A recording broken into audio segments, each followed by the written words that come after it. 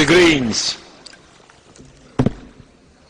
Chers collègues, j'avoue que j'aurais aimé que ce Parlement soit à la hauteur de la fierté des Tunisiens qui ont su abattre le dictateur Ben Ali.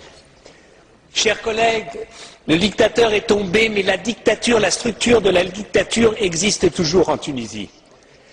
Et aujourd'hui, il faut faire très attention.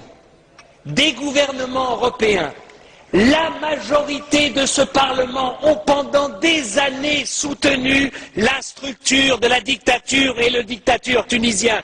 Encore la semaine dernière, la majorité des groupes refusaient un débat sur la Tunisie et refusaient une condamnation de Ben Ali. Ce qu'a fait la ministre des Affaires étrangères française, la ministre des Affaires étrangères, n'est que le dernier exemple de la complicité de l'Occident. Et pourquoi ? Pour la peur, parce qu'on avait peur de l'islamisme. On a raison d'avoir peur de la dictature, de l'islamisme. Mais quand on a vu ces jeunes, quand on a vu ces Tunisiens qui n'avaient rien d'islamiste, qui se battaient pour la liberté, et M. Sidi Bouzid, qui s'est immolé, c'est le Yann Palach de la Tunisie, et quand Yann Palach s'est immolé, tout ce Parlement était derrière lui. Nous ne sommes même pas capables d'être derrière Sidi Bouzid. Voilà la vérité de ce Parlement. Alors maintenant, il s'agit d'agir pour la Commission.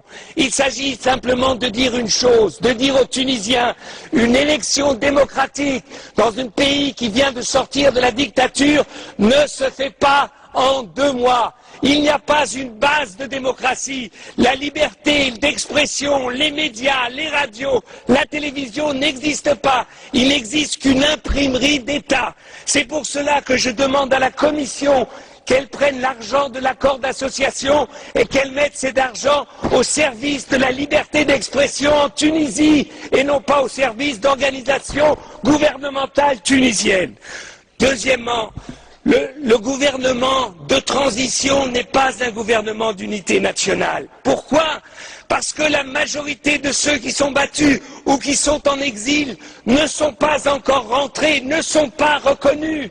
Donc il faudra du temps pour que des forces démocratiques, non pas des forces qui avaient été reconnues entre guillemets par Ben Ali, mais des forces réellement démocratiques puissent se développer.